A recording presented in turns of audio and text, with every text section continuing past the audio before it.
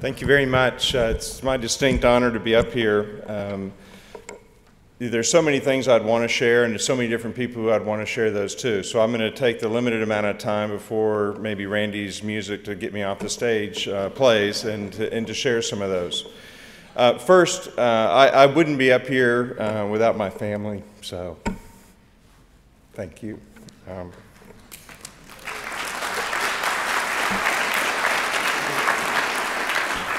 Mine is a career where a lot of times I may be at the podium and my wife, my boys are all by themselves. And I'm sorry that my work does that to me, but I'm sorry, I didn't mean to get so emotional about it. But it's tough being away from home sometimes, but it's trying to make a difference in the world. And it is a family affair for us. Much like Hendrix has been a family affair. My sister went here before I did. She blazed a path for me, and so we both came through Hendrix and have tried to do our part in the world.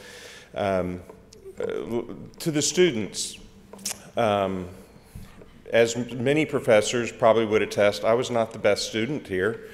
I was learning about a diverse number of topics, which is functioning in the world, figuring out who I am, trying to be something, trying to figure out what I wanted to be. And I do appreciate the faculty who had faith in me, even when maybe I didn't have faith in myself that I would figure that out.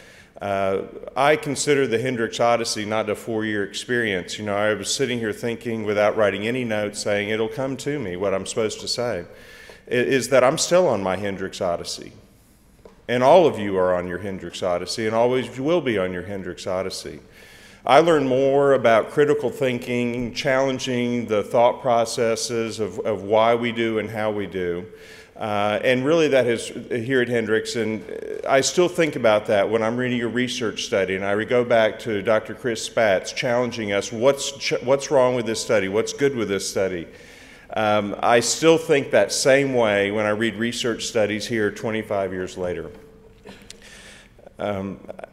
I encourage you to keep on your path. Figure out what's important to you. Figure out what you want to do to make a difference. I found that in the area of child abuse, especially child sexual abuse. And where I work, I know it's maybe not the most glamorous of all topics, but it's an issue that affects so many more of our individuals and other things we hear about more frequently.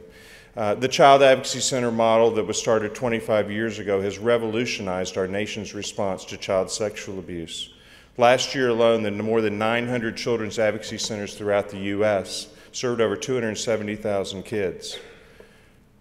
That's not sounding very good, but since 1992, we've seen a 44% decrease in the rate of child sexual abuse in our country. We're making progress. We've found things that work, and the model of the Child Advocacy Center is a big part of that. And I can't tell you what an honor it is to be leading those efforts.